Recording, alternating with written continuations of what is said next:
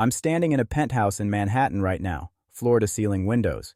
Central Park stretched out below me like a green carpet. This place costs more per month than my mother made in 5 years, but that's not why I'm telling you this story. I'm telling you this story because 15 years ago, I was sleeping in my car in a Walmart parking lot, wondering if I'd ever feel warm again. My name is Marcus, and this is how I went from nothing to everything. I grew up in Detroit, the real Detroit. Not the gentrified downtown you see in travel magazines. I'm talking about the Detroit where houses cost less than used cars, where you hear gunshots at night and learn not to flinch, where hope goes to die. My dad left when I was 6, just walked out one Tuesday morning to buy cigarettes and never came back. Cliché, right? Except when you're 6 years old and you keep asking your mom when daddy's coming home, there's nothing cliché about it. Mom worked 3 jobs: morning shift at a laundromat, afternoons at a nursing home, nights cleaning office buildings downtown. I barely saw her. When I did, she was either sleeping or crying, sometimes both. I remember being 10 years old, opening our fridge and finding nothing but a half-empty bottle of ketchup and expired milk. I remember telling kids at school I wasn't hungry at lunch, pretending I was on a diet. I was 10. I remember wearing shoes with holes in them, putting cardboard inside so my socks wouldn't get wet when it rained. But here's the thing about poverty. It doesn't just take your money. It takes your dreams. It makes you small, makes you believe that this is all you deserve, all you'll ever be. I believed that until I was 14. That's when I met Mr. Chen. Mr. Chen ran a tiny electronics repair shop 3 blocks from our apartment. One day, I was walking past and saw him struggling with boxes. Without thinking, I helped him carry them inside. He thanked me, asked my name, asked if I wanted a Coke. We got to talking.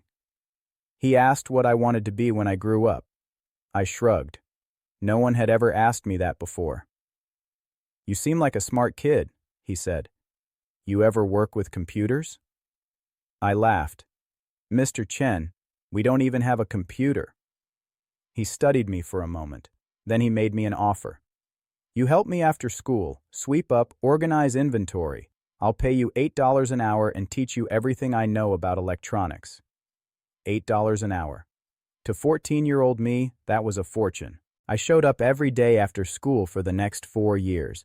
Mr. Chen taught me how to repair phones, computers, game consoles. But more than that, he taught me how to think, how to see problems as puzzles, not obstacles, how to never give up on something just because it seemed broken. "Everything can be fixed," he'd say. "You just need patience and the right tools." By the time I was 17, I could diagnose and repair almost anything. I was fast too. Mr. Chen started paying me $15 an hour. I gave most of it to my mom, but I saved every spare dollar, kept it in a shoebox under my bed. $2,347 by graduation. I didn't go to college, couldn't afford it. Instead, I kept working for Mr. Chen. But I had this idea brewing, this itch I couldn't scratch. I'd noticed something. People in our neighborhood, they couldn't afford to go to the Apple Store or Best Buy when their phones broke. They'd just live with cracked screens, broken charging ports, or worse, they'd throw the phone away and go into debt buying a new one. What if I could fix phones for them, cheap, fast, come to them? I pitched the idea to Mr. Chen. He smiled. "Marcus, I've been waiting for you to figure this out. You don't need me anymore. You need yourself." He lent me $500. I bought parts wholesale, made flyers at the library, handed them out all over the neighborhood. "Phone broke? I'll fix it. Same day. Half the price of the big guys." My first customer was Mrs. Rodriguez from the 4th floor of our building. Cracked iPhone screen. I fixed it in 30 minutes. Charged her $40. She hugged me, said I was a lifesaver, told all her friends. Word spread. Within 2 months, I was fixing 5-6 phones a day, working out of our tiny apartment. Mom would come home from her nursing home shift and find me at the kitchen table, surrounded by tiny screws and LCD screens. "Mijo," she'd say, "you're going to be something." I wanted to believe her, but I was still just a kid fixing phones in the hood. That's all I thought I'd ever be. Then I met Jamal. He was a senior at Wayne State, studying computer science. Brought me his laptop to fix. Water damage. While I worked, we talked. He told me about his classes, about coding, about apps, about how the tech world was exploding and people were making millions with just good ideas and hard work. You ever think about building something bigger? He asked. Like what? Like an app, on-demand phone repair. Uber, but for fixing phones. People request a repair through the app, you send a technician to them. You could scale this, Marcus. Turn this neighborhood hustle into a real business. I thought he was crazy, but the idea stuck. It burrowed into my brain and wouldn't let go. I taught myself to code, spent every free moment watching YouTube tutorials, reading forums, building basic apps. Jamal helped when he could. After 6 months, we had a prototype. Clunky, buggy, barely functional, but it worked. We called it Fix Now. We launched in Detroit in 2015. Just us at first. Me doing the repairs, Jamal handling the tech side. We put every dollar we made back into the business. Better website, more technicians, more marketing. The first year, we made $37,000. Split between 2 people, that's not much. But it was proof. Proof that we had something. Year 2, we expanded to Flint, Grand Rapids, Lansing. We made $200,000. I hired my mom, put her in charge of customer service. First time in her life, she worked one job. One job with benefits, with respect. I'll never forget her first day. She wore her best dress. Cried in the car before walking in. Year 3, we went national. That's when things got crazy. We were in 20 cities, had 150 technicians. We got write-ups in TechCrunch, Forbes. Venture capitalists started circling. These guys in expensive suits flying in from Silicon Valley, wanting to give us millions of dollars. I took a meeting with this firm in San Francisco. They offered us $5 million for 30% of the company. $5 million. I almost said yes on the spot. But Jamal stopped me.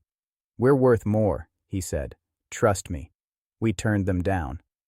6 months later, another firm offered us $15 million for 25%. We took it. $15 million. I was 24 years old. I'd gone from sleeping in my car. Yeah, I forgot to mention, there was a rough patch after Mr. Chen retired where I lived in a 1998 Honda Civic for 8 months, to being worth tens of millions on paper. But here's what nobody tells you about success. It's terrifying. Suddenly, I had 200 employees depending on me. Investors expecting returns. Expectations I didn't know how to meet. I had money, but I felt like a fraud.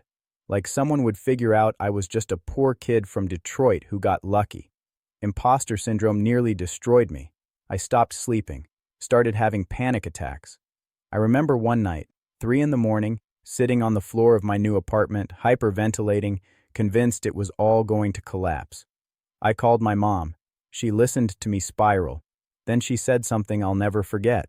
Marcus, you think you don't deserve this, but baby, you've been working for this since you were 14 years old. This isn't luck. This is what happens when you refuse to stay down. Now get up. You've got people counting on you. She was right.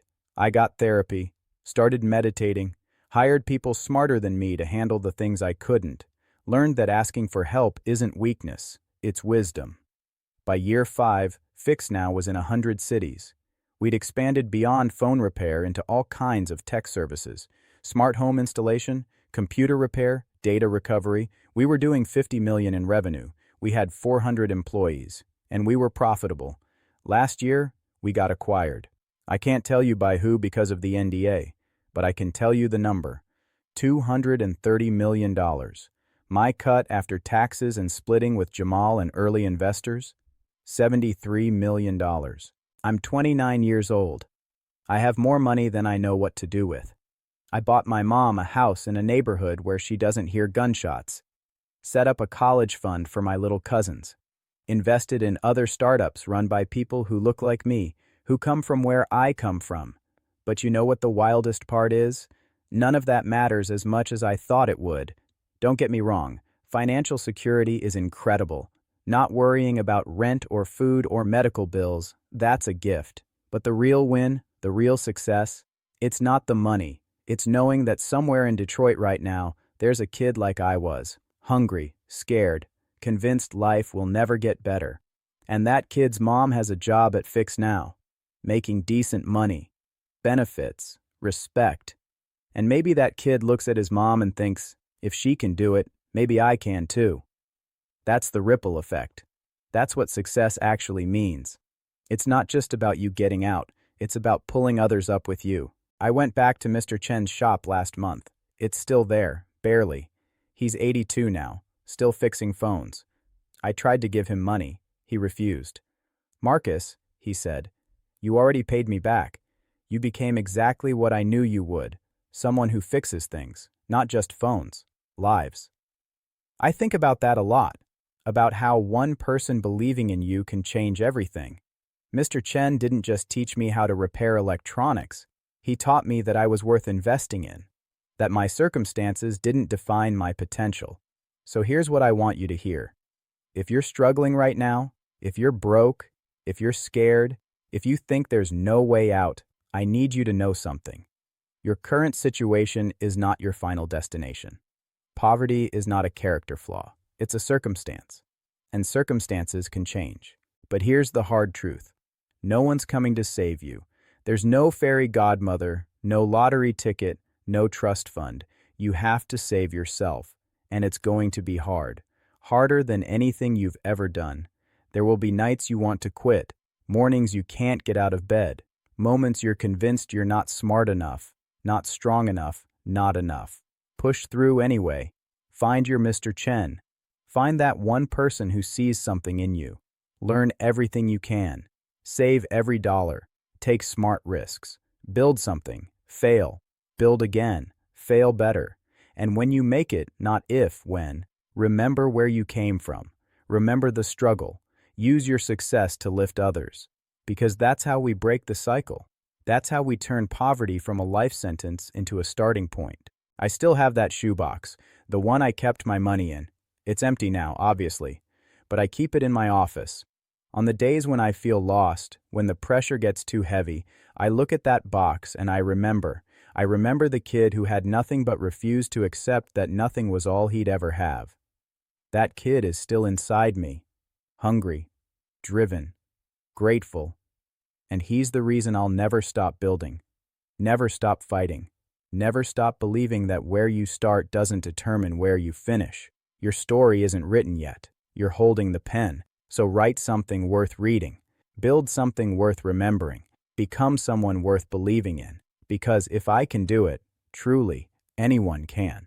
And I mean that with everything in me. This is Marcus, and this is just the beginning.